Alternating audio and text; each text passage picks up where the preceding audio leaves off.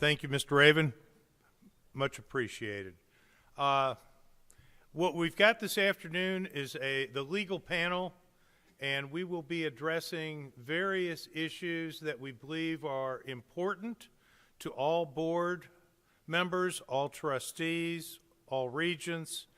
And with no further ado, let me quickly introduce our very experienced panel. On the far left is Donna Carnell. She is the Vice Chancellor and General Counsel at the University of Houston University System. She previously was with the Office of Attorney General for a number of years in the General Litigation Division and has extensive experience in labor and employment law from that endeavor, as well as significant experience in higher education law, all facets of it, based on her experience over the last umpteen years with the University of Houston. She will be addressing primarily conflicts of interest and a little bit of ethics today. And to her right is Kabi Caputo. Kabi is in private practice. His practice is primarily devoted to higher education law. He represents a number of community college districts, boards of trustees, and he has done so for many years. Kabi was also an elected member of the Cedar Park City Council. Cedar Park, for those who may not know, is a suburb of Austin, a large suburb of Austin. And the thrust of his remarks today will be on open government. And finally, immediately to my left is Fernando Gomez. Fernando is the Vice Chancellor and General Counsel of the Texas State University System and has served in that capacity a total of approximately 28 and a half years. He is also a former General Counsel of the California State University System, but I'm pleased to advise that about 24, 25 years ago, Fernando decided that Texas was really not only where his heart was, but the better state to live in, and returned home. Fernando also, in addition to being a well-experienced attorney, also has a PhD from the University of Michigan and taught for a number of years as a faculty member at Michigan State, I believe it was. So, what I'm going to do at this point is turn this conference over to this microphone over to Fernando Gomez, and he will lead off by talking about ethics and the role of board members. And so with no further ado, it's up to you. Thank you, Bill. Bill has been a friend and a colleague and a leader and just a wonderful person to have in a professional capacity and in a personal capacity as well for many years. And many of us in higher education look to him and look forward to working with him as I do. Member Raven, members of the coordinating board, staff members, thank you again for having me here. It's always a pleasure and a privilege to be with you. Regents and trustees, yours is a noble cause, a noble endeavor that you are starting to engage in or that you've been engaged in. I want to start by telling you about Chernobyl. And I hope that it will have some application to our topic, which is duties and ethics of board members. Chernobyl happened, and this incident was recounted to me on one of the campuses by a man named Rushmore Kidder, whom we had invited from the Center for Global Ethics in Maine. He's now passed away, but a tremendous leader in global ethics. And he talked about the distinction between intelligence and education and ethics by telling the story of how Chernobyl happened. it appears that the engineers, who were among the very best minds that their culture had produced, their society had produced, were playing with the reactor one night. And they were so proud of this machine that they had helped construct and that they were running, that they would kick it off and then click it back on again.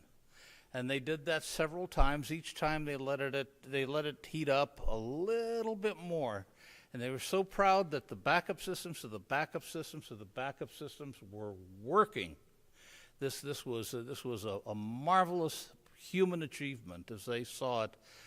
Finally, about the fourth or fifth time, they couldn't click it back on. And of course, you had core meltdown. What does that have to do with higher education in Texas? It has a lot to do with ethics. What they did was not illegal. What they did was unethical. Lord Moulton, a British parliamentarian in the 19th century, said that ethics was adherence to the unenforceable, as opposed to law, which is adherence to their consequences for violating the law. Either the civil law, you can be sued, or the criminal law, you can be prosecuted. But I think the more important point here that I want to make, as you are about to be, how many of you are new regents or trustees? Okay, how many of you have served more than 3 years? How many more than 5? How many more than 10? Okay, so you're a pretty veteran group. But what you were entrusted with is something equally as fragile as a nuclear reactor. You're entrusted with a very complex organism. A university or a community college, a junior college, is a very complex organism. It operates within the executive branch of the government. You pass rules. Sometimes you behave as a legislature. When you're trying to revoke somebody's tenure or expel a student, you're behaving as a prosecutor at the one level and as a judicial panel at another level. You are handling and are responsible for, literally, collectively in this room, billions and billions of dollars. Individually, tens of millions to hundreds of millions to billions of dollars. So you have certain obligations as a board collectively. And you have in your materials a handout called Texas Education Code, Chapter 51. And these are the duties and responsibilities of governing board members. And this is a absolutely lovely law. It's beautifully conceived. It's beautifully written. It was passed originally in 1987, so it's 31 years old. It was amended once in 1991. There's one Attorney General opinion that has construed it. That was the student records case involving another or sister institution. But the point of this is that this law, perhaps a bit naive in its ideals, but I think the ideals, the principles are horribly, horribly important. And the reason is that in 9/11, of course, we had the bombings of the World Trade Center and the Pentagon. And what that caused in this country, I believe, is increasing the importance of security to a lot of people. The Congress went and changed the Foreign Intelligence Surveillance Act to make it easier to access people's records, your online records, your telephone records, your library records. And then we had the rise of social media, in which it's very clear that a lot of people value privacy less than in prior generations. And so consequently, the concept of illegal searches and seizures and the concept of privacy has become less important. What this all relates to is that you're going to have a lot of stresses and strains and pulls upon the institutions that you're governing. You're going to have, among these external pressures, parents that expect that you will look after their child, or that your administrators will look after their child.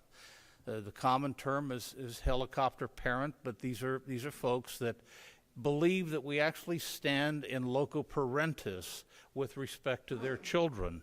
Now, these are adults. You can't regulate everything that a college student does. But you've also got stresses from the legislature. They have political expectations. The governor has expectations. A few years ago, Governor Perry passed an executive order directing all of higher ed to perform an act. And, of course, everybody proceeded to do it, but what nobody asked is, did the governor have authority to do that?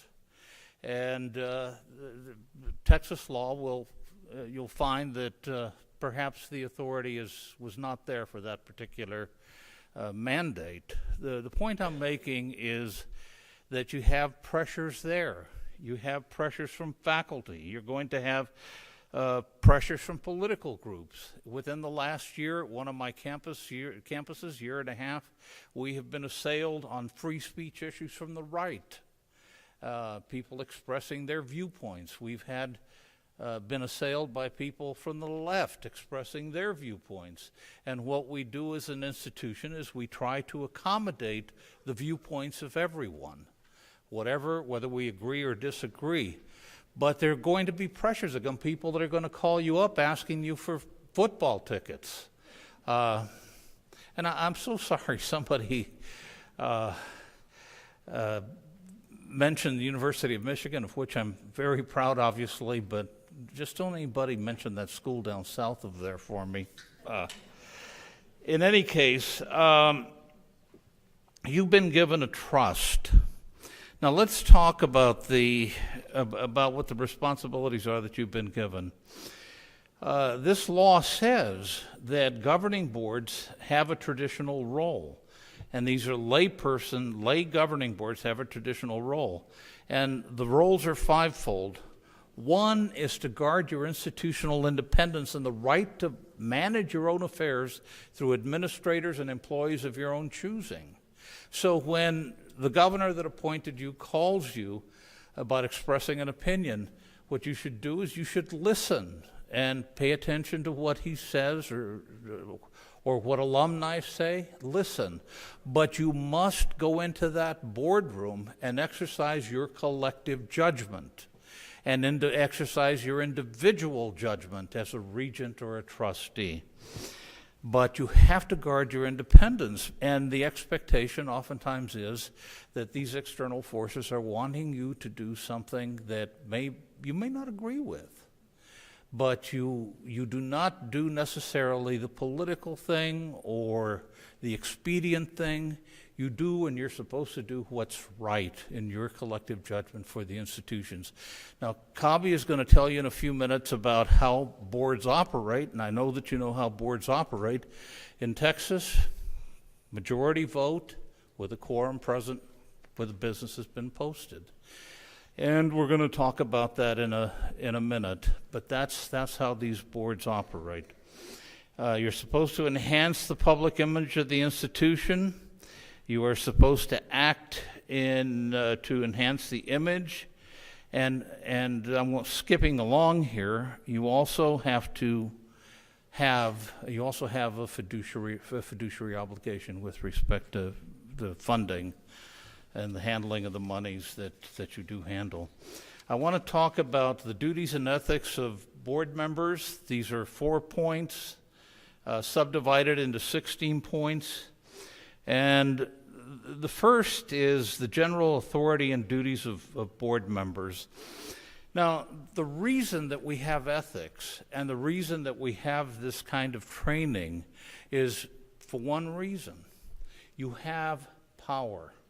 collectively and individually, you wield power. You have control over a great deal of money, or you have control over people's lives, over what happens on these campuses, the good and the welfare of these campuses. But there are 4 duties that fall within the regent's duties. One is the duty of loyalty. Secondly, the duty of unity. Thirdly, the duties of the chair. And fourthly, committee authority. The duty of loyalty is essentially you're loyal to the institution that you were appointed to serve. And that's your primary loyalty. People have talked in the past about Penn State and what happened at Penn State, and could it be replicated elsewhere? I submit to you that it could, because that was a case not only of child abuse, but of misplaced loyalty. The reason that was kept silent is to protect the interests of the institution. Your job is to protect the interests of one man. Your job is to protect the interests of the institution. The loyalty is owed by each and every member of the board.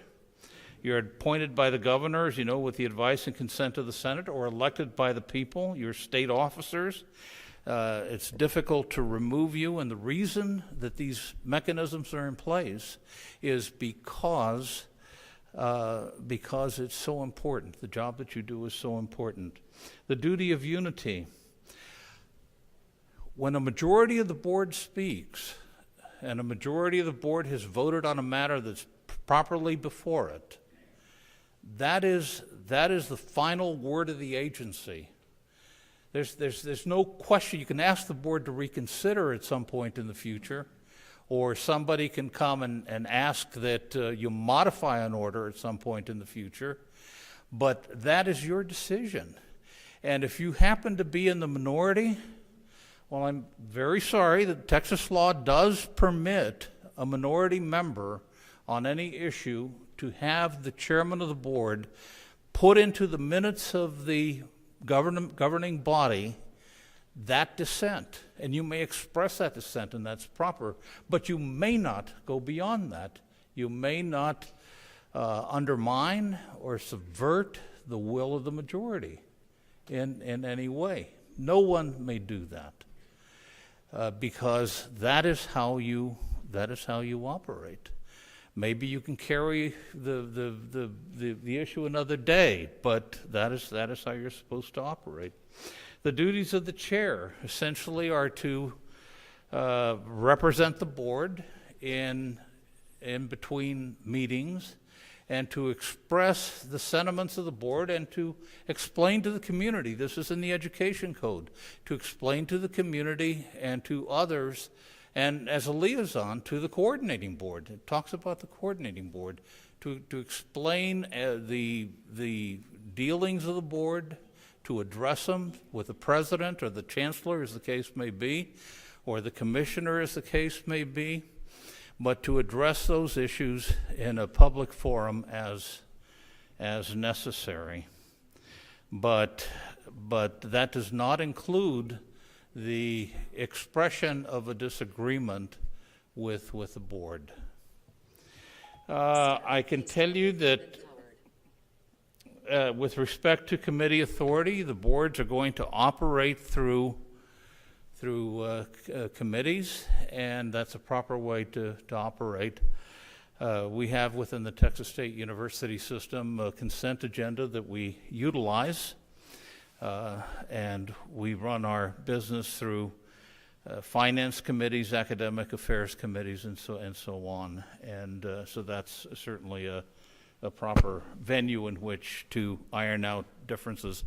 One of the things that we try to do within our system is to make sure that we never come to the board with a disagreement, if at all possible, between the president and system staff, or between the president and the chancellor. We try to iron those out privately, and we've been very successful in doing that, because again, it's a collaborative effort. And as board members, if there is a disagreement, I had a 5-4 vote on the termination of a president once, This is in the 1980s, and the 4 members that were unsuccessful came to me, and I can tell you this because this is not attorney-client, but they came to me and they asked, how can they sue the other 5? And my response was, well, you can't. You can try to call another meeting, as was would have been proper under board policy. If 4 of them wanted to have a meeting to reconsider, they could have done that, but you can't sue your own board. Not a nice thing to do. And besides, you wouldn't have the votes to carry the decision. Now, can you go hire private counsel? Oh, I've had that happen too, sometimes on an ethical issue.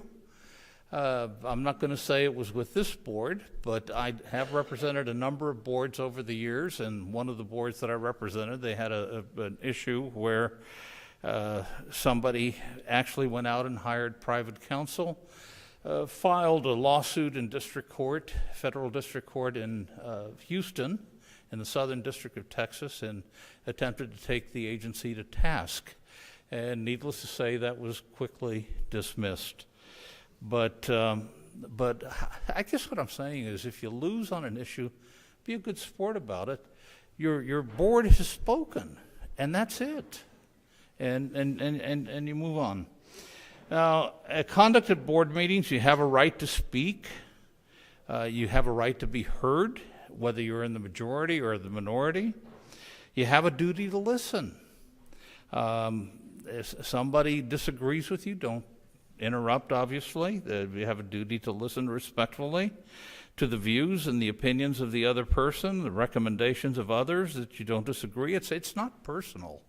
It shouldn't be. It should never be personal. You have a duty to respect board decisions. I've talked about that. And you have a duty of confidentiality. And when you go into executive session, you don't come out talking about what you discuss in executive session. What is in there is privileged. And if you discuss it outside of that venue, oh, by the way, that what you discuss in executive session, there's either a certified agenda that's kept or minutes of the proceedings. And those may be disclosed only through an action of a district court. And I guess I don't want to get into Cobby's area too much here. But keep in mind that if you disclose what went on, that can have some serious ramifications for your board. I'm going to skip the third, conflicts of interest, other than to say if you have a conflict of interest, you disclose it. Make sure the disclosure is recorded, and then you recuse. And with respect to relationships with chancellor, staff, and presidents, it's the executive's role to keep the board informed of what's going on in his or her area, and our chancellor has told the regents that if they have questions, they can come to any one of the vice chancellors to inquire about whatever it is. I've had somebody call me recently on an easement, didn't understand what we were doing with the easement. I went over it with him, and we're all set and done. I've told the chancellor subsequently, no problem. We're there as your staff. Mr. Franz, I know, has been someone that the coordinating board has relied upon quite a bit.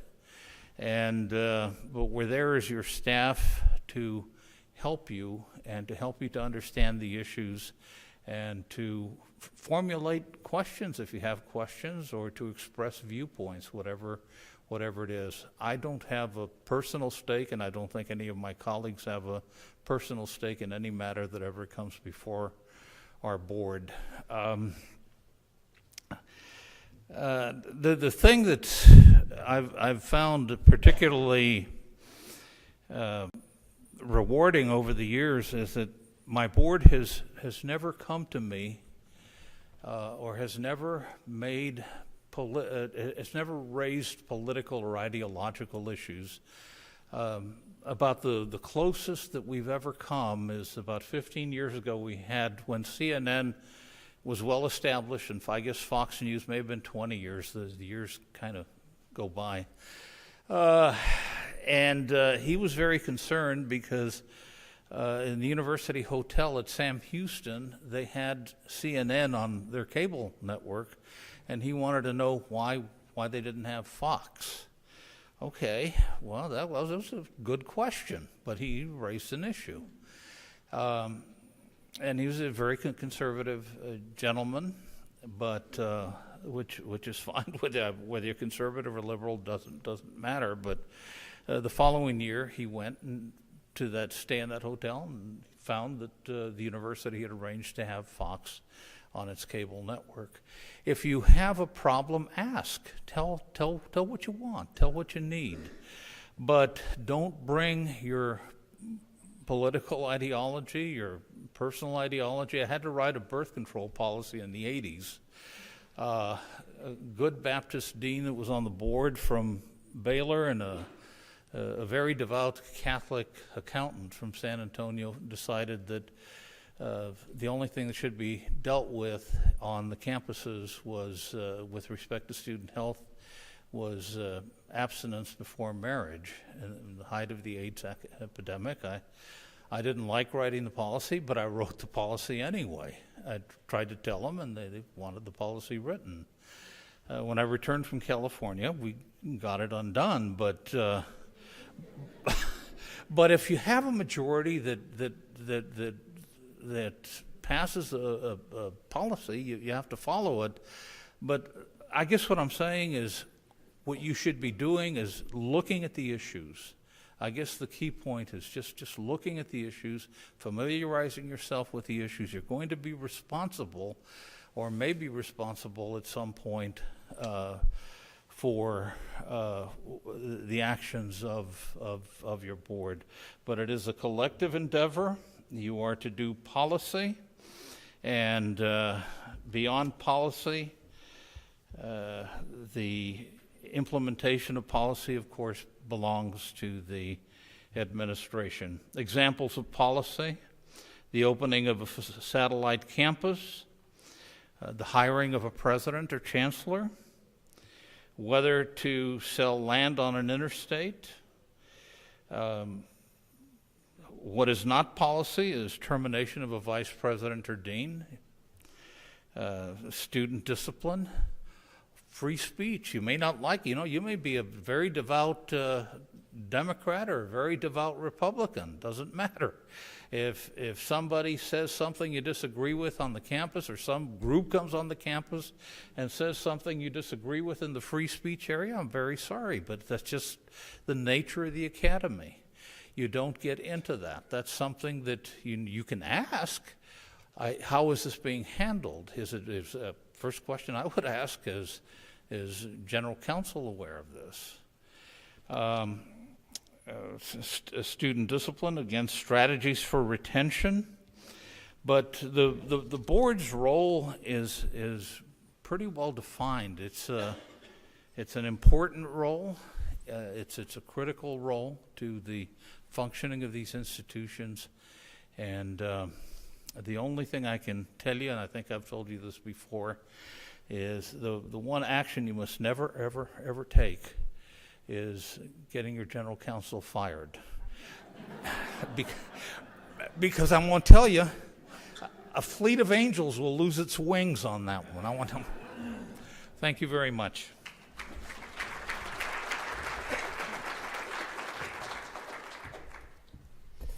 Thank you, Fernando. That was good. Our next speaker is Kabi Caputo, and as I mentioned at the top, Kabi's going to talk about open government, both the Public Information Act, the Open Meetings Act, and et cetera. So, Kabi, it's yours. Thank you all. I hope everybody's staying awake after lunch. It's told me the clicker's not working, so I have to manually reach. So we're going to talk about open meetings and open records. Collectively, we generally refer to that as public openness or transparency. It's a very important element of any political endeavor that there be openness.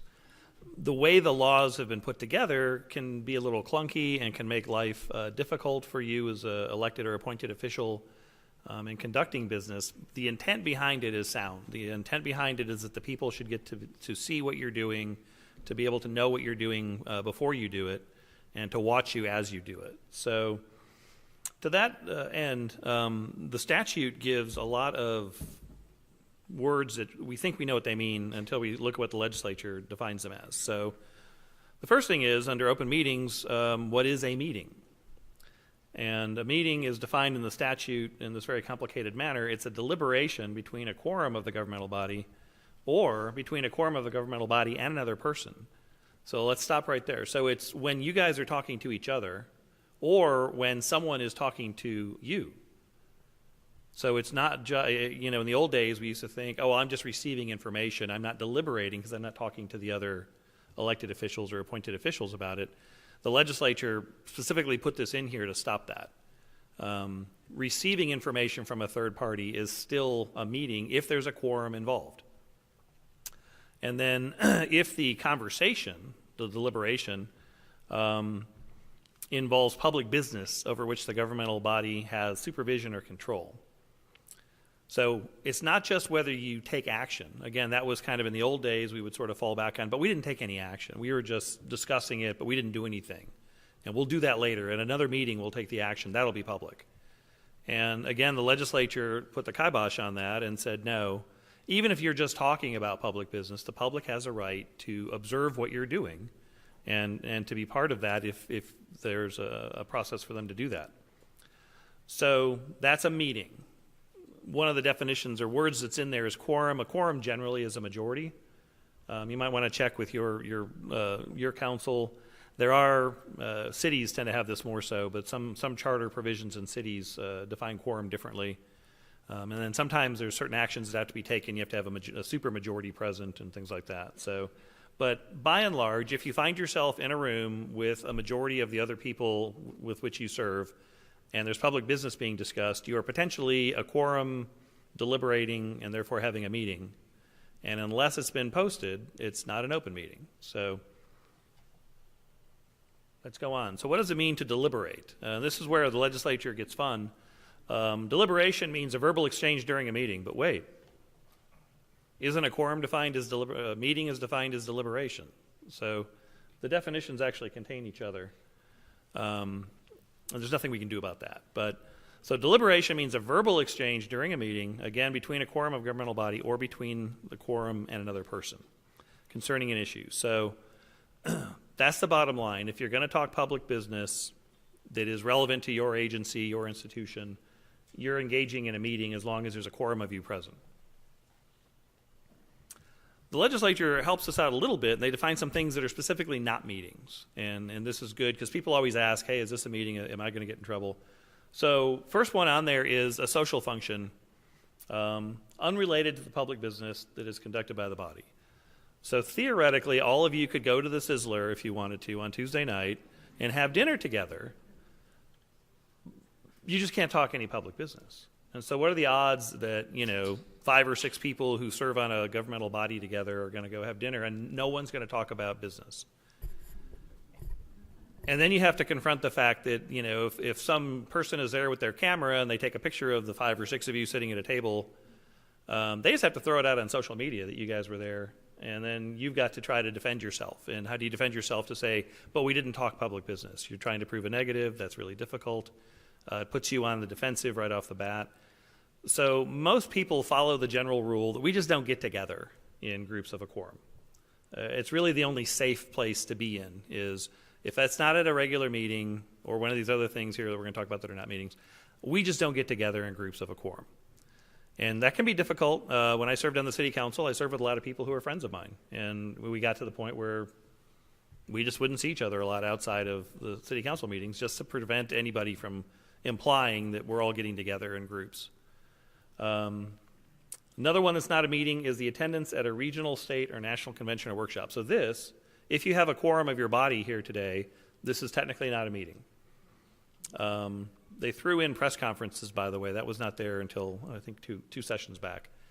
So it is okay for a majority of you to show up at the press conference to announce the opening of this building or this great donation or whatever.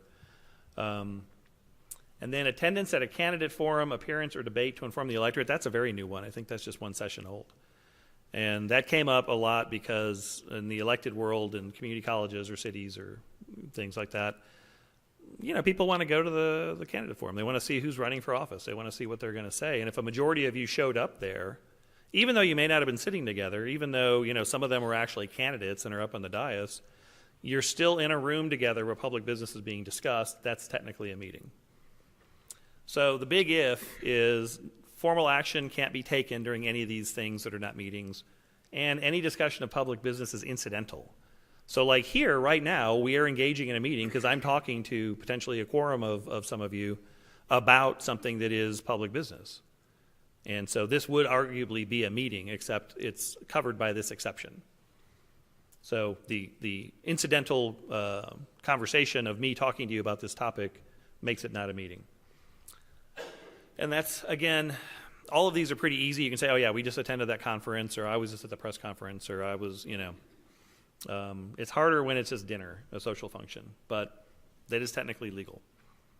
There is a thing about quorums that I need to talk about, and I'll talk about some cases that are actually going on right now.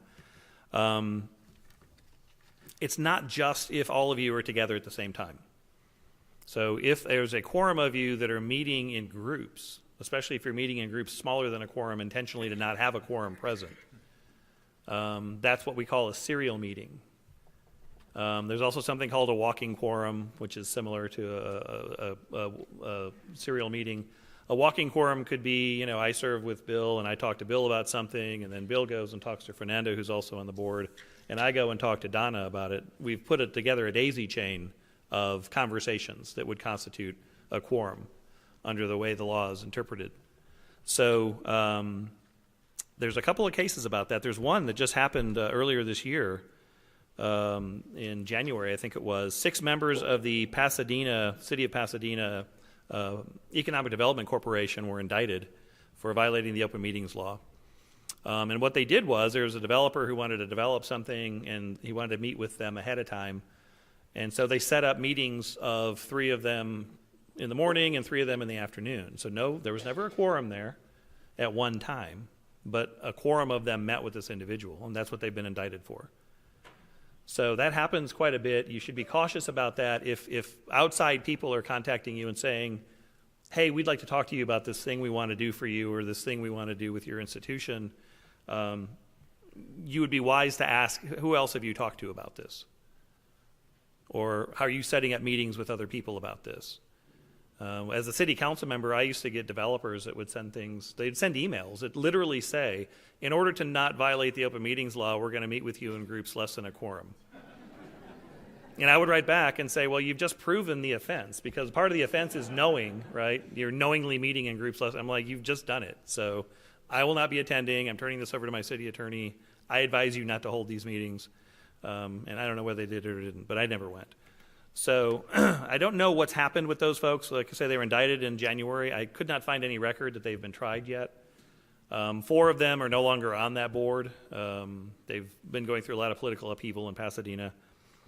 And so that's a recent, very recent example of a serial quorum and basically just some unwise decisions. There's another case that's going on. It's been working its way through the courts for a while now. I talked about it last meeting of this group. The Montgomery County Commissioners Court, the county judge, Craig Doyle, and 2 commissioners, so a majority of their 5 people on the Commissioners Court, were indicted for violating the open meetings law by meeting with members of community groups before they called a bond election to try to figure out how to make sure those groups were going to support the bond election. And they haven't gotten to the merits of the case yet. This happened, I think they were all indicted in 2016, so we're well past 2 years down the road now. The trial court dismissed the case. Mr. Doyle hired Rusty Harden, a very well-known lawyer out of Houston, who has tried repeatedly now to get the open meetings law declared unconstitutional for different reasons. And he raised an issue this time that the law is just confusing, an overbreadth and vagueness argument, that it covers things that it shouldn't cover, and it's so vague that no one really knows what's allowed and what's not allowed. And he convinced the trial judge in Montgomery County to throw out the indictments. And so the state has appealed that. They went to the Court of Appeals, which was actually handled by the Ninth Court of Appeals. I'm not sure why it wasn't the 1st or the 14th, but I know the 1st and the 14th have busy dockets, and they routinely throw cases out to other courts. So the Ninth Court of Appeals heard it. The Ninth Court of Appeals reinstated the indictments, and they said the law is not unconstitutionally overbroad or vague. If you go through proper training and you understand, the boundaries that have been set out, it's not vague. That case has gone to the Texas Court of Criminal Appeals, which granted review. It's been briefed. They argued it last month. They've been doing some post-submission briefing, and I think that's all done now. I think it was done at the end of October. So we may be getting a ruling from the Court of Criminal Appeals sometime soon about whether they agree with the way the legislature has defined this criminal offense. And it's not a minor thing. If you get convicted of violating the open meetings law, which means they have a public discussion without it being open or engaging in an illegal closed meeting, it's up to 6 months in jail and a fine of up to $500 for every offense. So it's a misdemeanor, so it won't go on your record as a felony, but you will probably have to spend time in the county lockup, which is not a good thing to do. So it'll be interesting to see how that goes. As I said, Mr. Hardin has he tried through the federal courts to get the law declared unconstitutional. They threw that out ultimately a couple years ago at the Fifth Circuit, but they're still trying. So, and while I appreciate the desire to have the law be clear and understandable and things like that, to have no teeth to the open meetings law would make it really difficult to have it be meaningful. All right, so there's another special exception the legislature threw in a couple sessions back. If a majority of your body want to go to the legislature to testify in front of a legislative committee, that is now no longer a meeting, so long as you don't take any action and whatever discussion takes place is within the context of that legislative committee meeting. Question came up with one of my clients, not a governmental, educational institution, of, well, what about state agencies? I think they had business in front of the Texas Water Development Board, and they wanted to bring a quorum of their body up there to talk about a grant application they'd put in or something like that. And it's unclear. This is very clearly only about legislative committees. But it does use the word agency in there. But it's an agency of the legislature, which I don't know what that means. I don't know that there is any agency of the legislature. Bill may know. Oh, Legislative Budget Board. Yeah, I guess so. So maybe that's what that's about. It's not about executive branch state agencies, though. So, well, before we move on to the Public Information Act, so just some closing thoughts on the open meetings law. Fernando brought up the issue about talking about things you discussed in closed session. There is this thing called a certified agenda that's kept by most bodies. That's where you just kind of write down what was discussed, and the presiding officer certifies that that's all that was discussed. The other option is to literally tape record or audio record the meetings. And some people still do that. It makes it a lot more discoverable, what was discussed. There's a case from a couple years ago involving the city of Galveston that the reported case is about how much of the tape recording of their closed session is going to become public in the lawsuit about this development project. So I've had that happen to one of my clients too. It was not me as their lawyer, it was somebody else, but it's rather startling to be driving around Dallas and hear on the radio, this lawyer talking in a closed session to the governmental body about what their intentions are in the lawsuit they're filing. So I always urge my clients, go to the certified agenda. It's perfectly legal. It's enough to satisfy the law. It leads to fewer problems. And then there's this twist in the law that says that when you're discussing things with your lawyer, you don't have to keep minutes or recording of it. Which, again, the few clients I have who record, I've tried to explain that to them, and they're like, yeah, but we like to, so just keep talking with the recorder going. But you can see how lawyers write this law. We don't like people recording what we say because it, takes away some of our plausible deniability later on that I wasn't the source of this information. But anyway, so bottom line is your staff is going to be responsible for the postings. But you can certainly check up and make sure that everything you're talking about in the meeting is on that agenda. You can help self-police. Hopefully your senior staff or your attorney will probably call you out in meetings if people are drifting off the agenda. But you all can certainly do it too, and it's wise to do that. So if somebody's kind of wandered off the the topic and is talking about something new, somebody can say, I don't think that's on the agenda, we need to move on. One, it helps streamline your meeting because it stops the rabbit trails you can go down.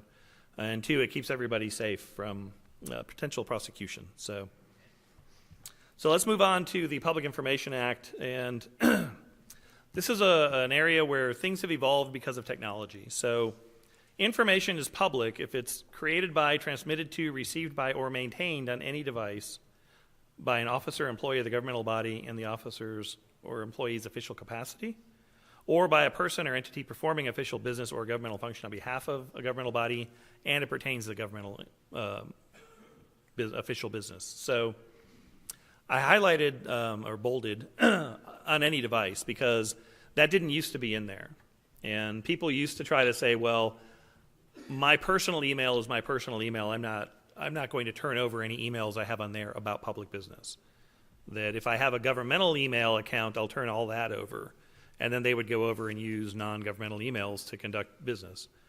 And various people have challenged that over the years and said, that's private, it's not official business, it's not maintained by the governmental body, which is one of the points of the open records law. And the Attorney General has always said no. If it's about public business, it's about public business. We don't care where it's located. If it's on your personal device or on the government's device, it's official records of the governmental entity and need to be turned over in response to a request. The legislature went in and changed this definition to put on any device. So to try to make it clear that you can't avoid the open records law by just going out and having a private email account and conducting your business, public business over there. So keep that in mind. It's best to have a governmental email account. That way somebody's maintaining it, somebody's preserving it, they can search it when questions come in and they can produce the records, or they can go to the Attorney General and get a ruling to withhold the records. If they're in your personal email account, you may get this strange email from your staff saying, please give us any emails you have between this date range that deal with this topic. And then you got to go find them and turn them over. It's not a good position for the staff to be in because they don't want to have to question you. Is this really all you had? Are you sure there's nothing else? And ultimately, if there is litigation, it could mean that somebody gets to go into your, maybe the judge in an in-camera inspection, but somebody may get to go into your email and see what's in there and make sure there's no other public business in there.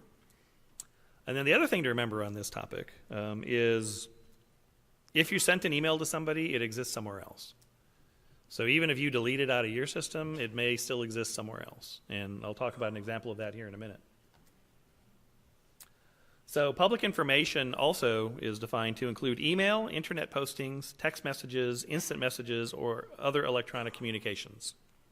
So think about that. Do any of you post anything on the internet ever that deals with the business of your agency or institution?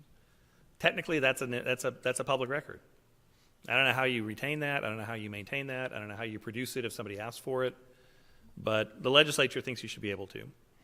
But emails, text messages, instant messages, those are all things that, again, people tried to use text messaging a lot to get around the business. Well, that was a text message. It's not an email. It's clear now that even text messages are. And there was an instance here involving the Austin School Board where the board president had sent an email to another member which contained some fairly inflammatory and derogatory comments about a certain segment of the community. And someone did an open records request that within the scope of it would have gotten that text message. And the board president apparently was in the habit of just traditionally deleting all of her text messages, so she had no record of it. But the trustee to whom she sent it had it and turned it over, and it became public, and she ended up resigning because it was a really harsh statement that she made, and she probably wishes she hadn't made it. But just remember, even text messages now are public. So I advise all my clients, and when I was an elected official, I tried to adhere to the rule that I don't do business by text. I may send someone a text saying, can I give you a call, or are you free for lunch, or something like that, something innocuous, and if it gets turned over, I don't care. But to put I don't know how people do it with their thumbs. Mine are not that good, but these kids today are just, they're writing War and Peace on their text message. And you should never do that. So if you're talking about official business, which is also defined for you there, any matter over which the governmental body has any authority, administrative duties, or advisory duties, don't send a text about it. It's best to talk to people personally. Or if you do send a text, remember you may have to turn it over. And so don't put anything in there you don't want to see in the newspaper, which is a general rule we apply to the Public Information Act all the time, whether it's an email, text message, a posting on somebody's Facebook page. Don't put it there if you don't want to see it on the front page of your local paper. And if it would make your mother get mad at you if she saw it on that, you're probably doing it wrong. So the last thing I want to talk about public information is something new. I haven't talked about this before, but there's a whole section of the Act that says this information is always public. We refer to it, the AG calls it super public information. So no matter where it's kept or how it's kept or what it's about, this kind of information, the AG is almost always going 99.99% going to say you have to give this information to a member of the public.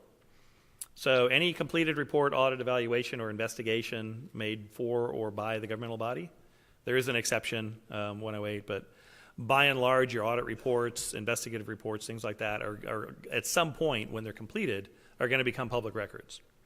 There may be the ability to withhold certain things within them and stuff like that, but the document itself will not. 2 is one that a lot of people are kind of surprised to find out, but the name, sex, ethnicity, salary, title, and dates of employment of each employee and officer of a governmental body. So I think it's generally agreed that if you're an appointed trustee or regent, you're an officer.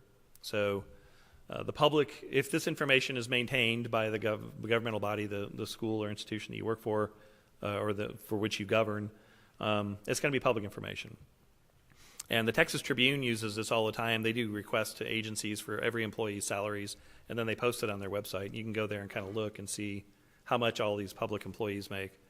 Not everybody's real happy about that, but again, the state, the legislature is committed to this is public information. Everybody should know about it. Information in an account, voucher, or contract relating to the receipt or expenditure of public or other funds. So basically, if you're spending money or receiving money, that's generally considered public. And that seems fair. I mean, the public deserves to know where the money's coming from and where the money's going. And they shouldn't have to go through a whole rigmarole of arguing with you about how to get it or where to get it. So, most colleges, most cities, school districts, they just put their budgets online. They don't even try to keep it hidden or hide it away anymore. The name of each official and the final record of voting in all proceedings in a governmental body, that's fair. I mean, everybody should get to see how you all voted. Your politicians, some of you are appointed by the governor, but you're conducting public business, so everyone should get to see how you voted. And then a couple of others, working papers, research material, and information used to estimate about expenditures of public funds. So when you're talking about a project and your staff is running estimates, ultimately that information is considered super public. Again, it deals with money. You can kind of see a recurring theme here. If you're spending money or dealing with public funds, we want the public to be able to get to what you're doing there. Administrative staff manuals, instructions to staff that affect a member of the public. Information that's, this is a nice one they added later, information that's in a bill for attorney's fees that is not privileged. So we lawyers used to try to say, hey, you can't get our bills. That's attorney-client privileged. And the AG kind of chipped away a lot, and he's like, well, they at least get to see how much you charge them, and so we'd have to do that. And they chipped away some more, and they're like, well, they should get to see how many hours you spent or what your hourly rate is. And it's been reduced now to where we can say, well, I put something in the bill that, would give somebody in litigation with us an advantage. That's covered by the attorney-client privilege. We can redact that. But we still have to put in, I spent an hour and a half talking to so-and-so. You just don't put what you talked to them about. But that's a legitimate thing. Some people get mad. They're like, oh, they want your bills. It's like, my bills are my bills. So I'll go through and pull out the attorney-client stuff. And then 18 is one that used to come up a lot, settlement agreements to which you're a party. And people used to put that in the settlement agreement that is confidential. And so the courts have always said you can't do that. The legislature went ahead and put that in here that any settlement agreement is ultimately a public record. And so just bear that in mind when you're settling lawsuits, when you're settling disputes. It is going to come out. You don't have to do it in your meeting. You don't have to go out there and say, well, I say we pay this much to settle this case. But as soon as the newspaper hears you're settling a case, they're going to do a request for the settlement agreement, and it's a public document. So that's where I'm going to end. And oh yes, a question from the esteemed Ms. Cornell. So you were speaking about text messages, and you used the example of the one individual who was routinely deleting her text messages. Yeah. Can you speak to the Record Retention Act for our audience here about whether they should keep text messages, Yeah. how long they should keep them, their emails, and the like? Sure. This is a really complicated topic. It should be simple. People want, I have 1 minute to tell you this. People want to be able to say, well, should I keep it for 6 months, a year, 1 year, 2 years? The answer is, under Texas, the Records Retention Act is complicated. The State Archives Commission issues schedules of how long different documents have to be kept, and it's almost always unique to that document. So, for instance, personnel records, any information relating to an employment issue about an employee, have to be kept for 2 years after that employee leaves the institution service. So if you're texting with another regent about, boy, I think it's time we change the chancellor, theoretically, you're supposed to keep that until 2 years after the chancellor has left. You may not even be in office anymore, but you still may have a duty to retain that. And so again, that's why it's just, you should not be deleting them routinely. I'll say that. So thank you for reminding me of that, Donna. But you don't want to have to be in the middle of trying to figure out how long to keep these things. So just steer away from conducting public business on your phone, and you'll be in a much happier place. All right.